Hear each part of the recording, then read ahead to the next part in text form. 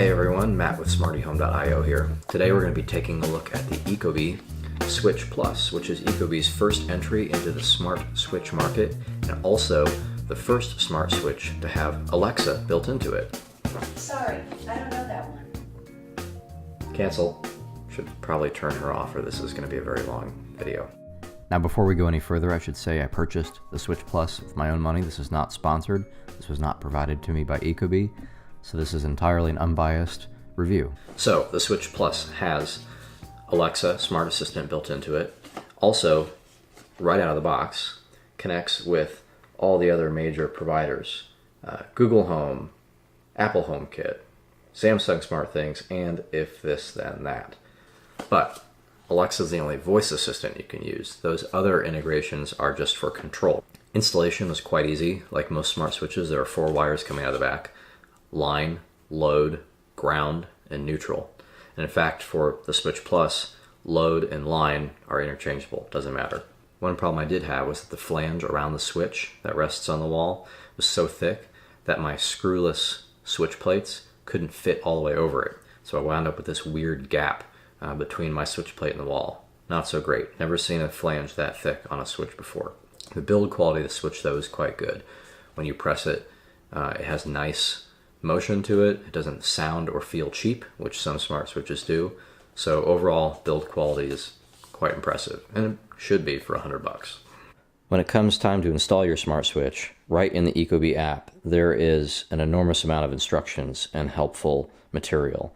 I have never seen before the extent of content that Ecobee has created, from diagrams and videos and other instructional materials to help you get your smart switch installed, which for some people could be kind of a daunting task. So kudos to Ecobee for trying to make this sort of thing more accessible to the general consumer.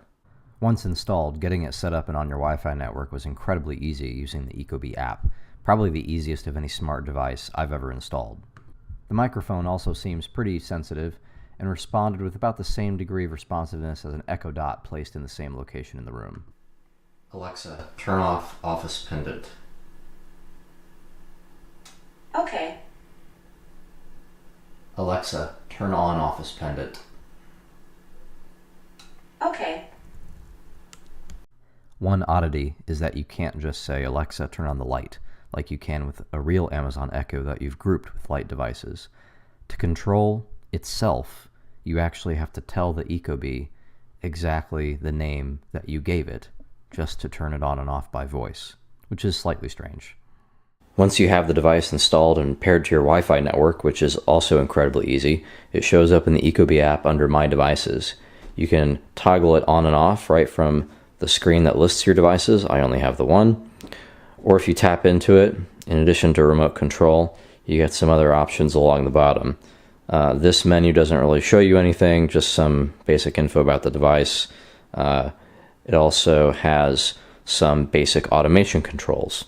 Smart On allows it to turn on automatically when it detects motion with the built-in motion sensor.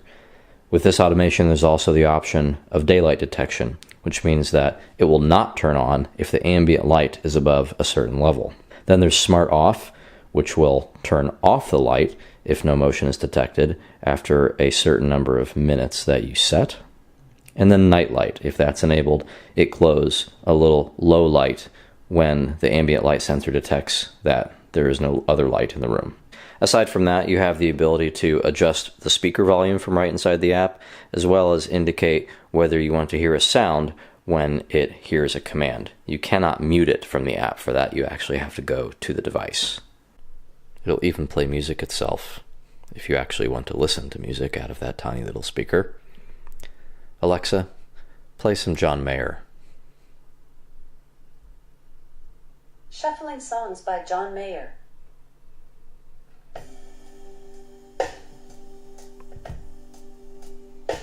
Of course, since no one actually wants to listen to music on a 1-inch speaker, you can tell it to play music on other Amazon Echoes, just like you can with regular Echoes.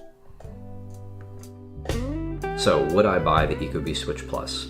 Well, depends. Its current design means its usefulness is pretty limited. It's not a dimmer. It doesn't work in multi-way configurations, so if you have more than one switch that controls the same light, no go here. It does, however, replace several devices at once. Of course, it's a switch. It has a motion sensor built into it. It has an ambient light sensor built into it. And of course, it has an Alexa built into it. So you can combine several devices into one. However, the APIs for it are not available yet. So while it does, out of the box integrate with all these services, it does not have an API, meaning you're not going to get it integrated into things like Home Assistant or other more sophisticated setups.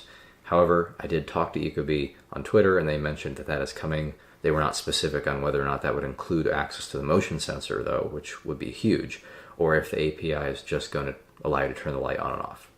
So, in conclusion, a solid first effort. Not cheap, but again, it does take the place of several devices. It's about the same cost as a smart switch, plus an Amazon Echo Dot, plus of course you get things like the motion sensor. So good first effort. I hope to see Ecobee expand their switch offerings to include things like dimmers and multi-way switches. Thanks for watching. Check out smartyhome.io and post in the comments if you have any questions. Thanks.